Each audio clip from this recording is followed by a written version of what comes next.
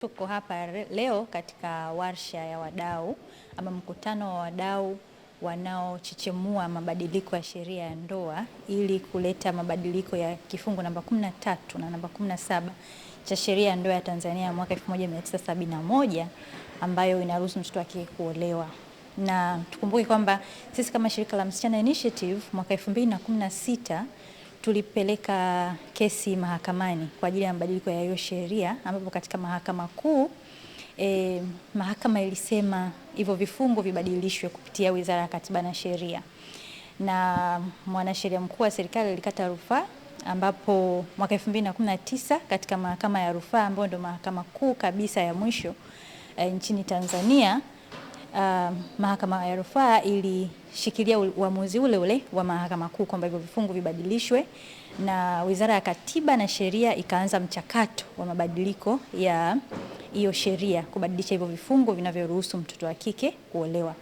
Lakini mpaka sasa bado mswada haujaweza kupitishwa bungeni kwa ajili ya mabadiliko ya sheria hiyo, ambapo Wizara ya Katiba na Sheria kwa mara ya kwanza ilisema kuna umuhimu wa ukusanyaji wa maoni, ambapo ilipita katika mikoa 16 kukusanya maoni, na baadaye katika bunge lililopita tulisikia kwamba wanaendelea na mchakato kuongeza mikoa ya sample seme, ambapo wanataka kumaliza sasa mikoa yote 32 kwa sababu wanaenda tena kwenye mikoa mingine 16.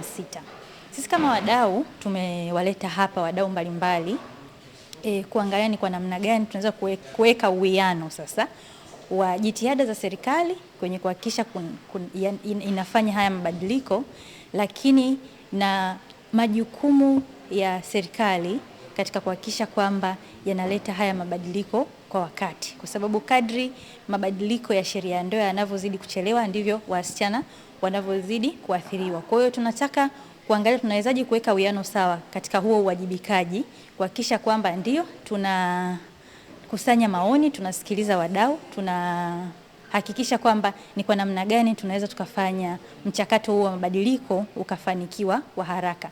Na kumekuwa na sauti nyingi sana hapo katikati kuhusiana na mabadiliko ya sheria hii, ambapo unakuta changamoto mbalimbali zinaelezwa kwa nini nimejitolea sehemu nyingi tukiweza kutrain polisi wanaostaafu, polisi wanaoanza kazi, polisi wenye depression, wenye matatizo ya ndoa, mfano viongozi wa kimila, viongozi wa kidini. Kwa leo tumewaleta hapa wote kwa pamoja kwa sababu ukikaa nao kwa makundi tofauti tofauti, wote wanasema wana lengo la kumlinda mtoto wa kike, na wote wanasema kwamba wao sio kikwazo katika mabadiliko ya sheria hii. Kwa hiyo warsha hii ina kauli mbiu inasema one voice one reform.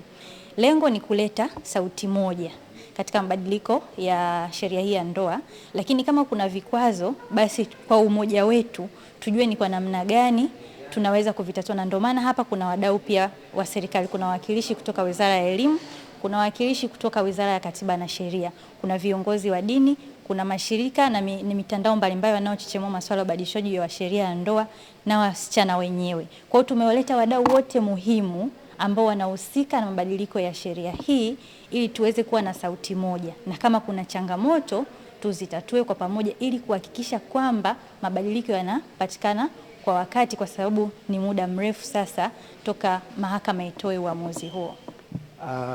Kuhusu swala la sheria ya mtoto mwaka 71, serikali imefanya jitihada mbalimbali na ambazo zinaendelea, na mtakumbuka kwamba serikali ilikwisha peleka mswada bungeni na baadaye ukarudi. Ulirudi kwa sababu ya masuala mbalimbali yanayohusu jamii na masuala ya kiimani, ambayo bunge likaelekeza kwamba turudi tuendelee kukusanya maoni ya wadau. Kwa hiyo ilikusanywa maoni kwa mikoa kama 16 hivi, na bado zoezi hilo linaendelea kumalizia mikoa mingine iliyobaki. Kwa hatujakwama, lakini sambamba na hilo serikali, kutokana na hilo sasa utaona complexity ya sheria ya ndoa ilivyo.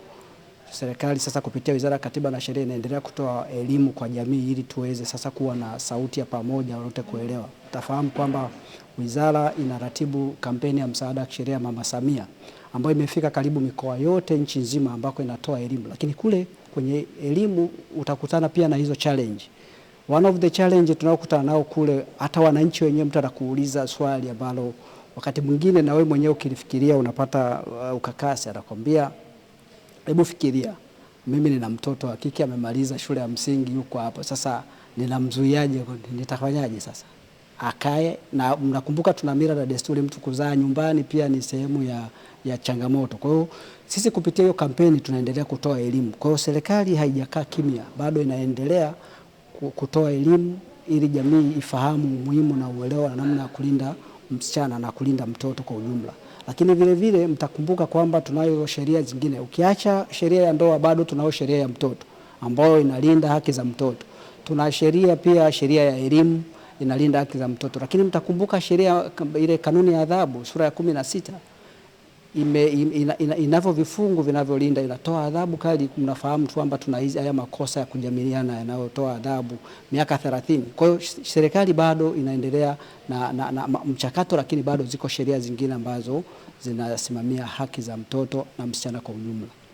Ni swala ambalo linaendelea kutegemea bajeti. Kwa hiyo nikisema kwamba tuna target mwaka huu nitakuwa ninaweza nikadanganya umma, lakini tutasema tumeweka kwenye bajeti ambazo kila bajeti ya mwaka baadhi ya maeneo ya mikoa yanafikiwa na hizo timu kukusanya maoni.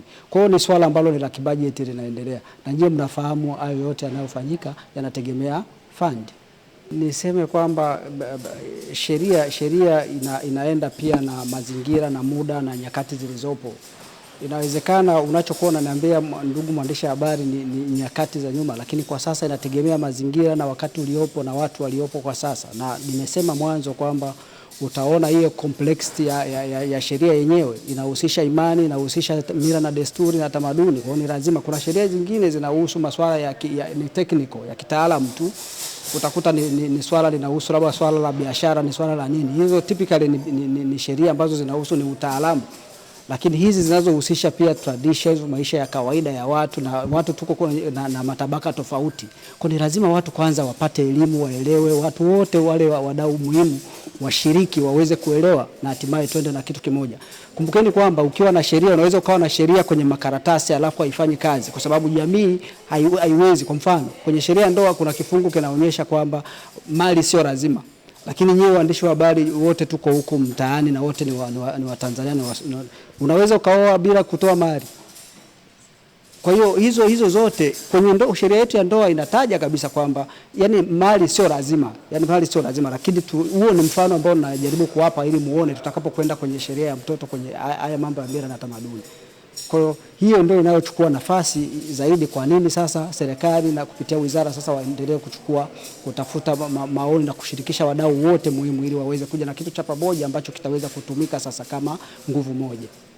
Leo hapa katika mkutano huu uliokutanisha wadau mbalimbali kujadili ili suala la marekebisho ya sheria ya ndoa ya mwaka 1971, mimi nimewakilisha vyombo vya habari, naweza kusema, kwa sababu kazi yetu kubwa tumekuwa toka marekebisho haya, toka mchakato uanze 2016, vyombo vya habari vimekuwa sehemu kubwa ya kufanya umma ujue kinachoendelea na wapi mkwamo ulipo na nini kinafanyika.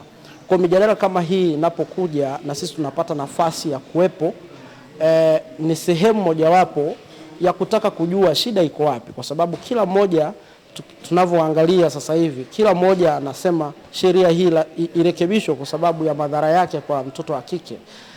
Lakini sasa tunashindwa, shida iko wapi, nani anakwamisha, na kila mtu anasema kwamba ni kweli inatakiwa kurekebishwa.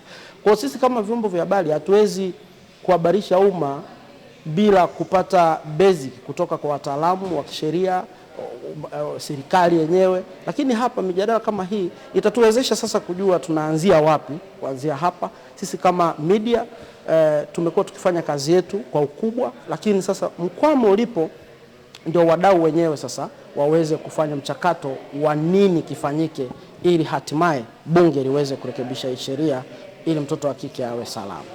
Huu mchakato haujaanza leo, ni wa siku nyingi, ni miaka nyuma kwenda, na kabla ya hapo kushakuwa na tume mwaka 94 ilikuwa imeongozwa na Jaji Raymond Mwaikasu, ambayo ilitoa mapendekezo sheria ya ndoa umri ule wa chini uwe miaka 21. lakini sasa kuja kuangalia kuanzia 94 mpaka sasa hivi ni miaka kama 32, takriban miongo mitatu imeshapita, tunasogea muongo wa 4, bado Tanzania tunajikongoja kutafuta maoni.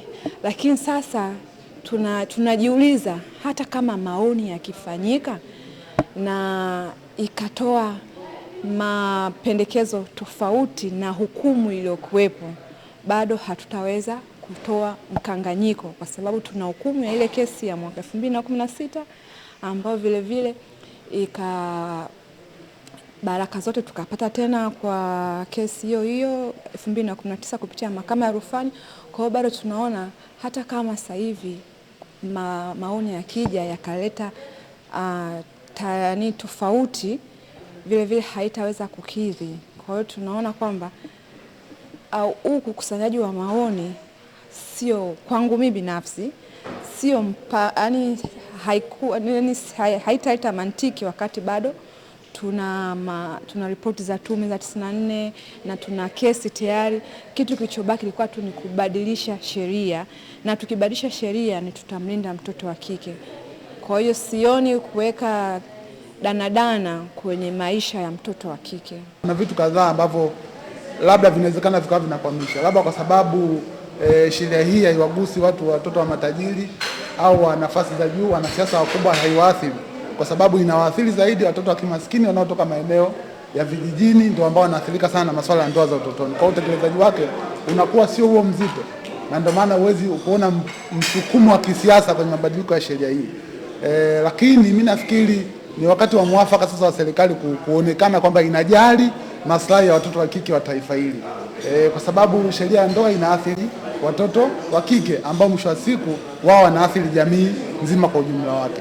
Lakini mkwamo huo wa kisheria pia unaonyesha sura nyingine, unaonyesha ni kwa namna gani serikali haijali maslahi ya watu, inaonyesha kwa namna gani serikali haiheshimu utawala wa sheria, inaonyesha kwa kiasi gani hakuna uhuru wa mahakama. Kungekuwa kuna uhuru wa mahakama, utekelezaji ungefanyika. Kungekuwa kuna kuheshimu utawala wa sheria, utekelezaji unafanyika. Ni kwa sababu pia ni ngumu kutekeleza maamuzi dhidi ya serikali. Mara nyingi sana huwa mnasikia kwamba unaambiwa tii sheria bila shuruti, si ndio hivyo? Sasa ili utii sheria bila shuruti, ni vizuri sheria hiyo, mfano huo ungeonekana kwenye utekelezaji wa maamuzi kama haya. Kwa hiyo mkwamo huo wa kisheria unaathiri zaidi watoto wa kike, lakini pia hauisaidii jamii na umnufaishi mtu yoyote. Sidhani kama ndoa za utotoni zina faida kwa jamii yetu ya sasa. Kwa hiyo huo mkwamo ambao nimesema ndio changamoto ambayo inakwamisha. Kwa hiyo ni muda mwafaka sasa wa serikali, kama ambavyo wanakimbiza kwa hati ya dharura kwenye sheria zingine, basi kuona umuhimu wa mabadiliko ya sheria hii, kwa sababu mahakama ikishatoa maamuzi, kinachofuata ni utekelezaji. Hakuna mjadala mwingine. Ni kama vile amemwambia fulani alipo kiasi fulani ni kumlipa. Tumeona watu wengi sana wanapelekwa mahakamani kwa sababu wameshindwa kutii, wanapelekwa mahakamani, rudishwa mahakamani au kupelekwa magerezani kwa kutoheshimu amri za mahakama. Kwa hiyo nafikiri huo mkwamo umekuwa ni changamoto kubwa sana, sio tu kwa serikali, lakini jamii nzima kwa ujumla inazidi kuathirika. Kwa hiyo tunapoteza watu wengi sana. Tunapoteza wakina Mama Samia, wakina Tulia, wakina nani, watu wengi ambao wangekuja kuzisaidia taifa hili wanakwama kwa sababu ya ndoa za utotoni. Jambo hili linapofanyika, kwanza ni kuonyesha kwamba hakuna utawala wa sheria, ni kuonyesha kwamba mahakama haiheshimiwi, sawa, ni kuonyesha kwamba serikali haitimizi wajibu wake kwa vitendo, na kuonyesha kwamba tunadharau hata katiba yetu, kwa sababu ukisoma ibara ya 26 ibara ndogo ya kwanza ya katiba inatoa wajibu kwa kila mtu kuheshimu sheria. Sasa kama sheria ziheshimiwi na serikali, ndio maana wananchi na wao waheshimu sheria, na ndio maana wananchi wanachukua sheria mkononi, ni kwa sababu serikali haionyeshi mfano kwa kuheshimu maamuzi mbalimbali. Nimesema kwamba jambo hili sio la kisiasa, sio la kidini, linahusu maslahi ya watoto wa kike wa hali ya chini, na ndio maana wanaonekana kama vile hawajali.